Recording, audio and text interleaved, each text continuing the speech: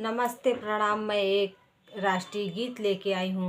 अच्छा लगे तो कमेंट बॉक्स में ज़रूर बताइएगा।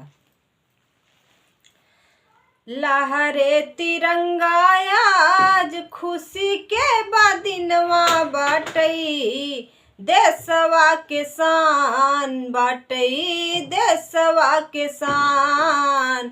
लहरे तिरंगा आज खुशी के बदिनवा बाटई, देशवा के शान बाटई, देशवा के शान।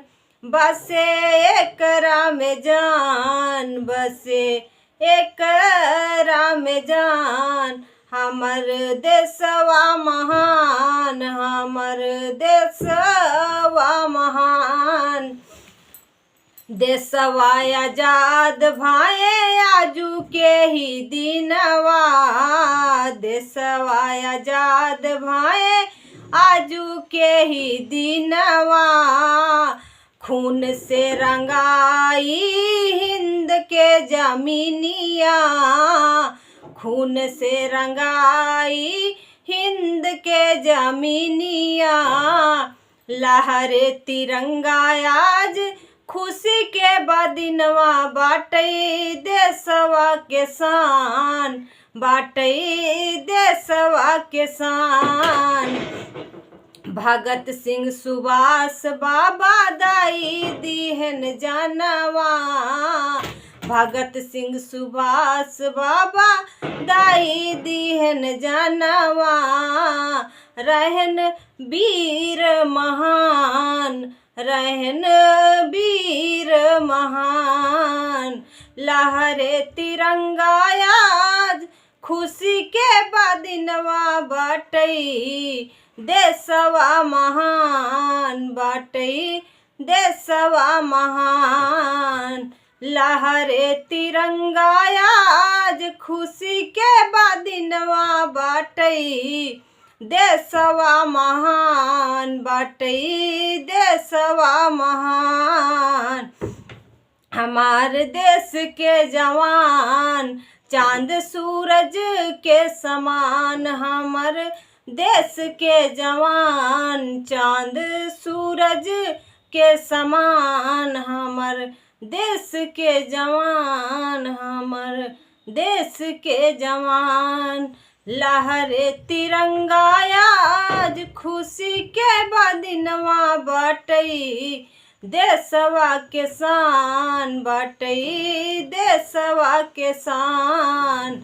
लहरे तिरंगा आज खुशी के बदिनवा बाटई, देशवा के शान बाटई, देशवा के शान। स्वर्ग जैसे सुंदर लागे देशवा हमार हो, स्वर्ग जैसे सुंदर लागे देशवा हमार हो। जान से भी ज्यादा करब हम प्यार हो, जान से भी ज्यादा करब हम प्यार हो। लहरे तिरंगा आज, लहरे तिरंगा आज खुशी के बदिनवा बाटई, देशवा के शान बाटई, देशवा के शान। लहरे तिरंगा आज खुशी के बदिनवा बाटई, देशवा के शान बाटई, देशवा के शान। 26 जनवरी के दिनवा झंडा फहराइब, 26 जनवरी के दिनवा झंडा फहराइब।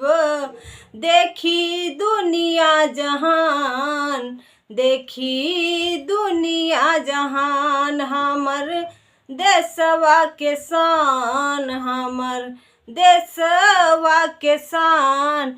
बसे एकरा में जान, बसे एकरा में जान।